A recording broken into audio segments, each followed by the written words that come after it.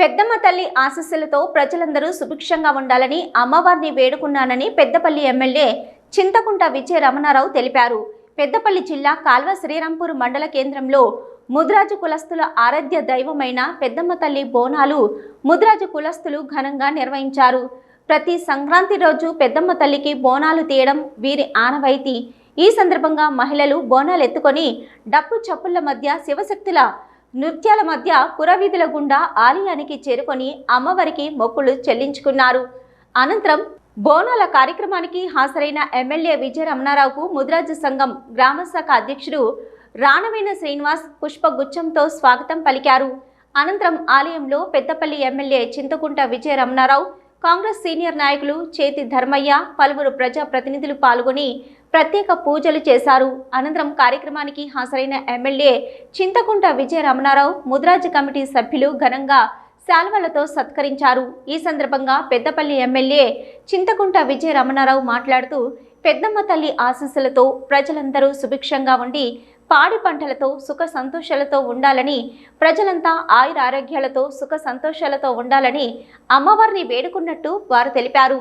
ఈ కార్యక్రమంలో ముద్రాజు సంఘం సభ్యులు, వివిధ పార్టీల నాయకులు, ముద్రాజు కులస్తులు, మహిళలు తదితరులు పాల్గొన్నారు.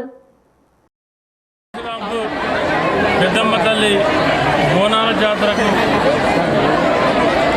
విచ్చేసినటువంటి ప్రజానికానికి అందరికీ కూడా ఆ పెద్దమ్మ తల్లి ఆశీస్సులు ఉండాలని చెప్పి అందరికీ సంక్రాంతి శుభాకాంక్షలు తెలియజేసుకుంటూ, మరి ప్రతి సంవత్సరం ఇదే రోజు ఉత్తరాయణం ప్రారంభమవుతుంది. ఈరోజు ప్రారంభమైంది ఇప్పటికే.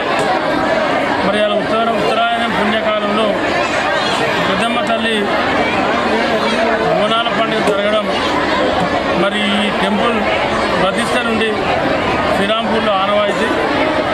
ఆ అమ్మవారి దయ వలన ప్రజలందరూ కూడా సుభిక్షంగా ఉండాలని చెప్పి మా కుల బాంధవులైనటువంటి మత్స్యకారుల యొక్క కుల బాంధవులైనటువంటి పెద్దమ్మ తల్లి మరియు దేవాలయాన్ని ప్రతి సంవత్సరం కూడా ఆనవాయితీగా శ్రీరాంపూర్లో జరిపేటువంటి పండుగ.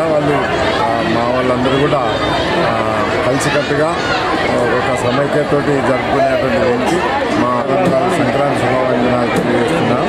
తర్వాత ప్రతి సంవత్సరం కూడా ఈ రకంగానే జరుపుతూ అనేక సంవత్సరాల దాదాపు 2003లో మొట్టమొదటి ప్రారంభమైనప్పటి నుంచి కూడా మేము కంటిన్యూగా ఈ కార్యక్రమంలో పాల్గొంటున్నామనే విషయం తెలియజేస్తున్నాం.